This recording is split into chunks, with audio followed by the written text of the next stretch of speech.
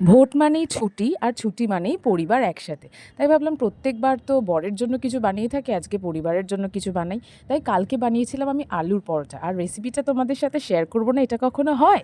তাই দেখো, আলুর পরোটা বানানোর জন্য প্রথমে আমি আলুগুলোকে নুন দিয়ে সেদ্ধ করে নিয়েছিলাম।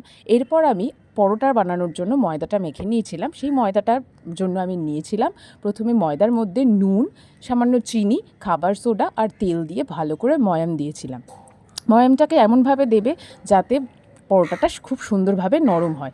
দেখো, আর ময়ামটা হয়েছে কি না সেটা জানার জন্য ময়দাটা মাখার সময় এরকম হাতের মধ্যে নেবে, নিয়ে চিপলে দেখবে যে এরকম ডেলা মতো হচ্ছে কি না, তাহলেই জানবে খুব ভালো ময়াম দেওয়া হয়ে গেছে। এরপর যথারীতি যেরকম গরম জল দিয়ে মাখে সেরমভাবে মেখেছিলাম।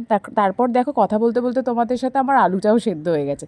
এবার আলুটা সেদ্ধ করে এরকম করে কাঁটা চামচ দিয়ে আমি স্ম্যাশ করে নিয়েছিলাম। আমি হাত দিয়ে চটকাই না, খুব বিচ্ছিরি দেখতে লাগে বলে।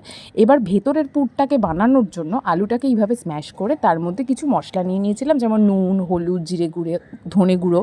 এবার তোমরা তার মধ্যে কিছু চিলি ফ্লেক্সও দিতে পারো। আমি চিলি ফ্লেক্সটা দিইনি, ভীষণ গ্যাস হয়ে যায় বলে। কাঁচা লঙ্কা ইউজ করেছিলাম আর একটু আদা কুচি দিয়েছিলাম। এরপর এইভাবে একটা বড় বড় করে মণ্ড বানিয়েছিলাম। এবার ভেতরটা একটু হাত দিয়ে চিপে ফাঁক করে ওই পুরটাকে দিয়ে দিয়েছিলাম। পুরটাকে দেবে এমনভাবে যাতে ফেটে না বেরিয়ে আসে, সেই পরিমাণই দেবে।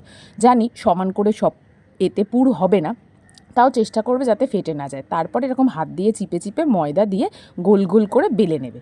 দেখো কি সুন্দর বেলা হয়ে গেল। এরপর তাওয়ার মধ্যে এটাকে প্রথমে সেঁকতে দেবে, এপিট ওপিট করে ভালো করে সেঁকবে যাতে জিনিসটা ভেতরে ভালোভাবে সেদ্ধ হয়ে যায় আর পুরটাও খেতে খুব টেস্ট লাগে। এরপর যেরকম তেল দিয়ে ভাজে সেইভাবে ভেজে নেবে। এই দেখো, আমার রেডি হয়ে গেল আলুর পরোটা। এবার গরম গরম তুমি যে কোনো তরকারির সাথে সার্ভ করতে পারো। চলো আজকের মতো এখানে টাটা, আবার আসবো নেক্সট ভিডিওয়।